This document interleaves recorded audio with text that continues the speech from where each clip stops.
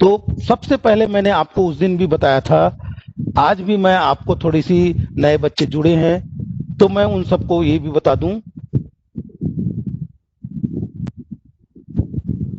कि आखिर लोक कथा होती क्या है। तो देखिएगा, वाचिक परंपरा अर्थात जो मौखिक परंपरा है, चाहे वाचिक परंपरा का आशय होता है कि मौखिक अर्थात एक मुख से दूसरे तक पहुंचाना,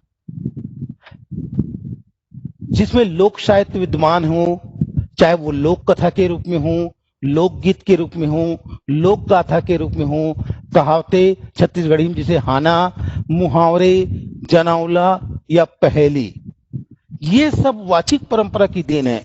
अर्थात जो रचनाएं किसी की नहीं होती, अर्थात ये लोग सभी लोग इनको अपना बताते हैं, पर वास्तविक में ये ज्ञान नहीं होता कि वास्तविक में इनकी रचनाकार कौन है। कहने का आशय ये हुआ कि ये मौखिक परंपरा है जो पीढ़ी दर पीढ़ी, एक पीढ़ी से दूसरे पीढ़ी तक, एक क्षेत्र से दूसरे क्षेत्र तक, एक समुदाय से दूसरे समुदाय तक धीरे धीरे मौखिक से रूप में दादा नानी की कहानी सुनकर वो बच्चे बड़े होकर अपने नाती पोते तक वो कहानी को पहुंचाते रहते हैं। इसी को कहते हैं वाचिक परंपरा, और इसी को कहते हैं जो अपनी जड़ों से जुड़ी हुई जो सांस्कृतिक गतिविधि है वो एक पीढ़ी से दूसरे तक पहुंचाना ही क्या कहलाता है, लोक साहित्य कहता है। वो अनेक रूप में हो सकता है। और हमारे आज पाठ में जो लोक कथा के रूप में हमारे बीच पाठ में है, हिरन और कोल्हिया, ये पाठ में है। देखिए, लोक कथाएं किसी समाज सभ्यता की वे कथाएं हैं जो कि मौखिक तौर पर उस समाज सभ्यता में एक पीढ़ी से दूसरी पीढ़ी तक जाती है, एक पीढ़ी से दूसरी पीढ़ी तक पहुंचाई जाती है। जो लोक कथा है या कथाएं हैं, समाज, जाति, संप्रदाय, सभ्यता या किसी प्रसिद्ध व्यक्ति से जुड़ा हुआ हो सकता है, या फिर किसी सामान्य व्यक्ति की कथा भी हो सकती है। इन सब कथाओं का एकमात्र उद्देश्य यह होता है कि समाज में ज्ञान, समझ, नैतिक मूल्य और जानकारी प्रदान करना ही लोक कथा की मूल उद्देश्य है, जिससे लोग में नैतिक जागरण आ सके, सामाजिक समझ बढ़ सके, सभ्यता के बारे में जान सके। ये सब को ध्यान रखकर लोक कथा प्रस्तुत की जाती है। मैं इस विषय पर इसलिए ज्यादा चर्चा कर रहा हूं क्योंकि आज हमारे पास पर्याप्त समय है। तो देखिएगा, आज हम पढ़ते हैं हिरन और कोलिया। तो मैं आज अलग ढंग से बताने का प्रयास करूंगा क्योंकि आज समय मेरे पास पर्याप्त है। देखिएगा,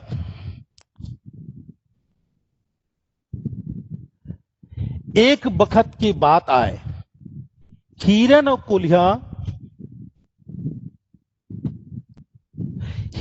कोलिया पानी पिए बर जावत रहीन। कुआं तीर जाके कोलिया हिरन लग कहीस, ये मितान मैं हर पहली खाले डहार लटक के पानी पी लेता हूं, पाछू तय पानी पीबे। कोलिया हिरन के पूछीला धर के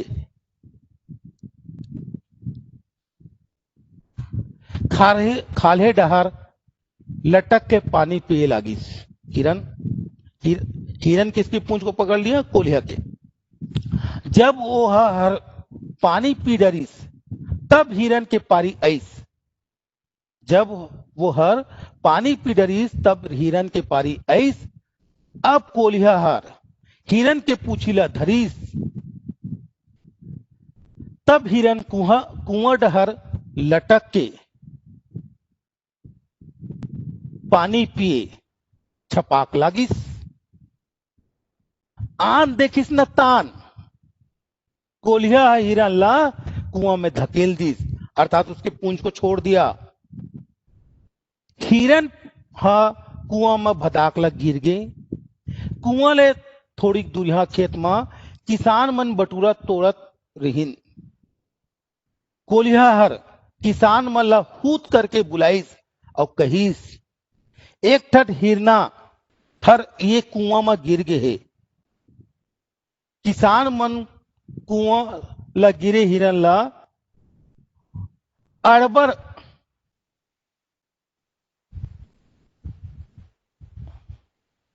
अड़बड़ उदिम करके बाहर निकालिन। हिरन के तो परान निकल गे रही। ओला थोड़ी दुरिया में ले जाके नान नान काटे लागिन। तबेच कोलिहा आकर तीर में जाके कहिस, संगवारी हो, एक भाग मांस महूला नहीं दुहू का। तो देखिएगा, तो कहानी तो आप बहुत लोग छत्तीसगढ़ी संबंधित रखते हैं, सब समझते हैं, फिर भी मैं इसको हिंदी रूपांतरण करके आपको बताना चाहूंगा कि एक समय की बात है, हिरन और जो सियार, कोलिया को हिंदी में क्या बोलते हैं, सियार बोलते हैं। तो हिरन और सियार पानी पीने के लिए उन लोग जा रहे थे। दोनों कहां पर पहुंचे? कुआं के पास जाकर दोनों ठहर गए, क्योंकि वो पानी पीने के लिए कहां पर पहुंचे? कुएं पर। वहां पहुंचकर सियार ने बात रखी। देखिए उनकी बुद्धिमत्ता, देखिए सियार की, ऐसे चालाक जानवर माना जाता है सियार को, तो इस कहानी से भी साबित होता है। देखिएगा आगे आप देखेंगे कि वो जो सियार उस कुएं के पास जाकर उन्होंने कहा बड़े मीठे शब्दों में, मीठी छुरी चलाते हुए, ये मितान, मितान का अर्थ होता है मित्र। मितान का अर्थ क्या होता है? देखिए यदि किसी को अपने बातों में आपको लेकर आता है तो कैसे लोग मीठे आपकी तारीफ करते हैं, पीछे से बड़े आपको बढ़ाने का प्रयास करते हैं और आपको दिखावा करने का कोशिश करते हैं। वैसी ही सियार ने हिरन को कहा, ये मितान मेरी बात सुन लो, मैं पहले पानी पी लेता हूं, और पानी हम दोनों अलग अलग नहीं पी सकते, क्योंकि कुआं का जो पानी है वो आप सबको मालूम है, कुआं का पानी गहरा में रहता है, नीचे की ओर रहता है, समतल जमीन में नहीं रहता। तो जमीन के थोड़े से कुछ निचले हिस्से में पानी रहती है। तो उस पानी को पीने के लिए उन्होंने एक तरकीब सोची, और तरकीब ये थी कि जब मैं पानी पीने लगूं तो तुम मेरा पूंछ पकड़कर मुझे उस कुएं में लटकाए रखना, जिससे मैं गिर न जाऊं। ऐसे करके उन्होंने बड़ी योजना ढंग से सियार ने उनको कहा, और उस तरकीब के अनुरूप पहले सियार पानी पिया। पहले किसने पानी पिया? सियार ने। वो कुएं की तरफ लटका और उसके पूंछ को हिरन पकड़ के रखा था, अपने मुख से, अपने हाथों से पकड़कर।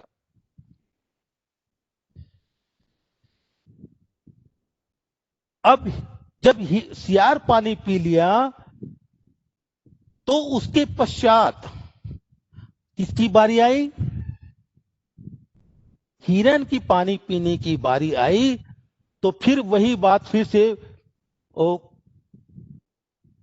से उसको दोहराया गया। अब इस बार क्या किया गया?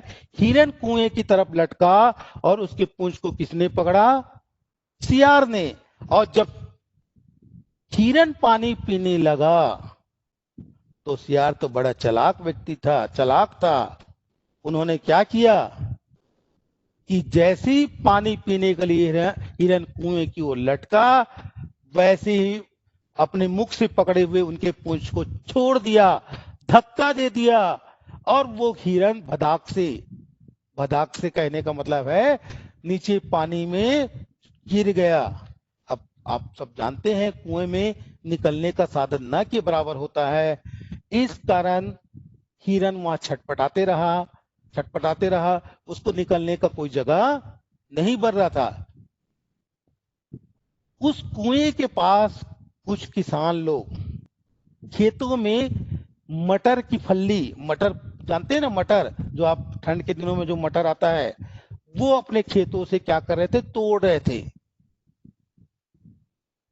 सियार ने बड़े ऊंचे आवाज करके, हूत मतलब ऊंचे आवाज से उन्होंने किसान को बुलाया और कहा, सुनो किसान भैया, सुनो किसान भैया, देखो कुआं में एक हिरन गिर गया है, उसे आप लोग निकाल दो।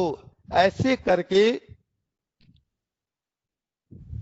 सियार ने जोर से क्या किया, चिल्लाया।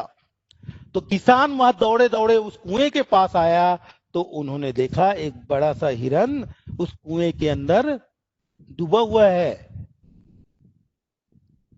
अब कुएं से निकालना कोई आसान काम तो नहीं होता, पर किसान कुछ लोग ज्यादा थे, तो उन्होंने बड़े उद्यम करके, नए नए तरीके अपनाकर, बड़े प्रयास करके आखिर में उस हिरन को तो निकाल लिए, पर हिरन की जान जा चुकी थी। अर्थात अब उनके प्राण नहीं बचे थे। इनके, हिरन के। किसान लोग के तो मजा हो गया। किसान ने सोचा चलो आज हिरन का मांस खाने को मिलेगा, क्योंकि हमने हिरन को कुएं से निकाल लिया है। ऐसे सोचकर कुएं से थोड़े दूर ले जाकर उस हिरन के टुकड़े टुकड़े करने लगे, छोटे छोटे टुकड़े करने लगे। तभी तभी तभी सियार उनके पास जाकर कहा, संगवारी हो, साथी हो, एक आध हिस्सा महूला दे देते हो। उन्होंने कहा, कोल्हिया ने कहा, एक आध हिस्सा महूला दे देते हो, अर्थात उस हिरन के मांस के टुकड़े का कुछ हिस्सा मुझे भी दे देते हो। मुझे दे दोगे क्या, मुझे भी दे दो। ऐसे करके उन्होंने बड़े निवेदन से किसान से मांग की। तो देखिए क्या होता है, देखिएगा आगे पैराग्राफ देखिएगा। किसान मन कहीन गजब मेहनत करके हमन हिरन ला कुआं ले बाहर निकाले हन, ये पाए के एमा पोगरी हिस्सा हमरे है। कोलिया हर कहीस, फिर हिरन के कुआं में गिरे के खबर तो मैं हर दे हूं। ओकर लेख के होथे, जे करे काम ते खाए चाम। ऐसे कह के किसान मन इनकार कर दीन। देखिए हुआ क्या, किसान मन उनको कहा, भाई क्या बात करते हो, बड़ा गजब बात करते हो, आश्चर्यजनक बात करते हो। मेहनत करे हम, कुआं से हमने हिरन को निकाला बाहर, और बड़ी परिश्रम करके उसको कुएं से बाहर निकाला है, और तुम इसमें से हिस्सा मांगने आ रहे हो, तो गलत बात है। क्योंकि मेहनत हमने किया है, तो ये पूरे की पूरे हिस्से की भागीदारी हम सब किसान की है, तुम्हें हम एक भी हिस्सा नहीं देंगे। तो उनके तर्कों को काटते हुए सियार ने कहा, सियार मतलब कोलिया ने कहा, फिर भाई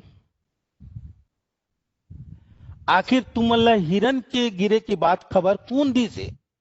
सियार ने कहा, आखिर कुएं में गिरने का, उस हिरन को गिरने की खबर किसने दी, मैंने दी है, मेरे द्वारा दी गई है।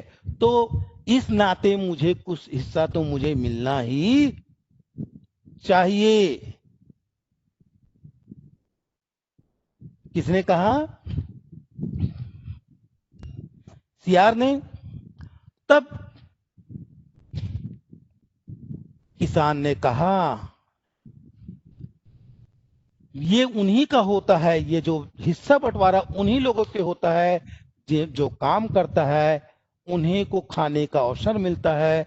अर्थात कहने का मतलब जो मेहनत करता है वही फल पाता है। ऐसे बोलकर किसानों ने सियार को मांस का टुकड़ा देने से उन्होंने साफ साफ इनकार कर दिया। क्या कर दिया, साफ साफ इनकार कर दिया, हम तुम्हें नहीं देंगे। ये बात सियार को लगी बुरा। अब सियार तो बड़ा चालाक था, उनका उद्देश्य ही था कि पानी पीने के बहाने से हिरन को गिराना क्यों था, सबको मालूम है क्यों था, क्योंकि वो हिरन को खाना चाहता था। ये तो उनके पहले से प्लान था, योजना थी। अब उसके हिस्से में वो हिस्सा नहीं आ रहा था, तो सियार ने कोई तो मन में कुछ बात तो सोच के रखी होगी, और वो बात ये है, देखिएगा।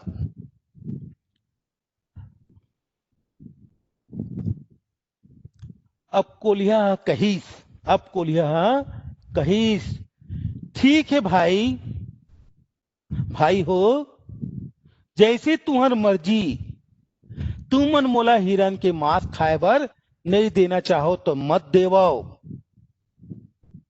तू मन मोला हिरन के मांस खाए बर नहीं देना चाहो तो मत देवो, फिर मोला नानकुन आगी तो दे दो। देखिए, फिर जब उनको मांस देने से किसानों ने इनकार कर दिया, हिरन के मांस को देने से इनकार कर दिया, तब सियार ने कहा, ठीक है भाई, तुम लोग मुझे हिरन का मांस नहीं देना चाहते तो मत दो, नहीं देना चाहते तो मत दो, पर पर मेरी एक छोटी सी निवेदन है कि आप मुझे थोड़ी सी, नानकुन मतलब होता है क्या, थोड़ी सी आग मुझे दे दो। आग मतलब आग जलाने वाला माचिस, या जो भी आग, या आग जलता हुआ लकड़ी का टुकड़ा। ऐसे उन्होंने निवेदन किया कि मुझे तुम क्या दे दो, आग दे दो थोड़ी सी। किसान लोगों ने सोचा, अरे आग कौन सी बड़ी बात है, मांस तो इनको देंगे नहीं, आग का ही टुकड़ा दे देते हैं। ऐसे सोचकर, बिना सोचे समझे किसानों ने क्या किया, देखिएगा, बिना सोचे समझे किसानों ने क्या किया, देखते हैं, पढ़ लेते हैं पहले। किसान मन हा कोलिया ला आगी दे दिन, कोलिया हर आगी ला धरीस, और किसान मन के बटुरा के खेत में फेंक दीस। बटुरा के खेत हर जरे लागिस, ओला देख के किसान मन अकबकागे, और आगी ला बुझाए बर खेत दहाड़ दौड़ी। जैसे किसान मन, जैसे किसान मन खेत डहर गईन, कोलिया हिरन के मांसला पेट भर खाइस। देखिएगा, बुद्धिमत्ता देखिएगा इनकी, सियार की। किसान ने कभी सोचा नहीं था कि ये आग का क्या करेगा, ऐसे सोचकर सियार तो है, दे देते हैं आग को। ऐसे सोचकर किसान लोगों ने कोलिया को क्या कर दिया, किसान मन यहां लिखा है, किसान मन का है, मन मतलब होता है बहुवचन, यहाँ पर किसानों की जगह किसान मन दिया है, किसान मन मतलब बहुत सारे किसान, तो ये बहुवचन हो गया। तो यहां पर देखेंगे, किसानों ने आखिर में वो क्या करेगा ऐसे सोचकर उन्होंने आग किसको दे दी, किनको दे दी भाई, सियार को उन्होंने आग दे दी।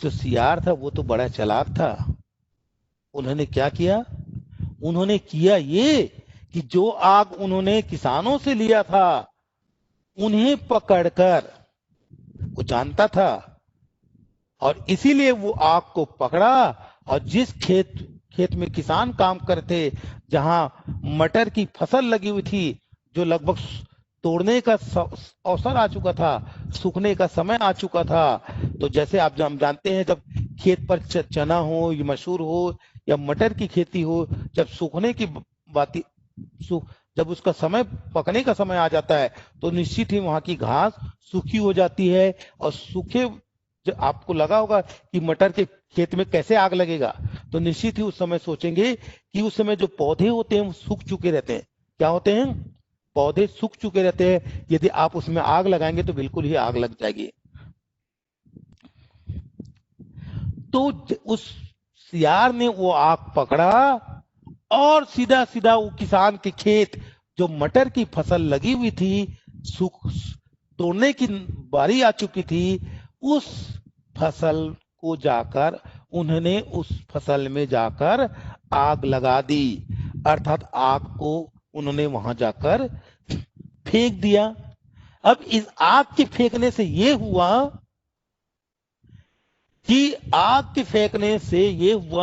कि वहां की पौधे सूख चुके होने के कारण वो खेत जलने लगा, जलने लगा। उस जलने को देखकर किसान जो थे अकबका गया, एकदम घबरा गया, सोचने लगा क्या करे क्या ना करे। सोचने की तो बात है ही नहीं, क्या सोचना, अकबका गए मतलब सोच, थोड़ी समझ के लिए कोई घटना घट जाती तो थोड़ा हमारे मन में कुछ विचार नहीं बैठता क्या करे करके। पर किसान को तो जानते हो, किसान के लिए सबसे बड़ा वो फसल ही होता है। उन्होंने क्या किया, वो जो हिरन की मांस थी उन्होंने छोड़ो ये मांस वास का चक्कर, पहले अपनी खेत जो कितने महीनों से जो मेहनत का जो फसल बना हुआ है, पहले उसे बचाया जाए। ऐसे सोचकर सारे जो किसान वहां पर थे, उन्होंने उस हिरन के मांस को जो काट कर रखा था उसको पकड़ने के बजाय उसको वहीं छोड़ा, और छोड़कर सीधा वो कहां चले गया, खेतों की ओर दौड़ा। और खेत की ओर दौड़ने पर उन्होंने आनन फानन में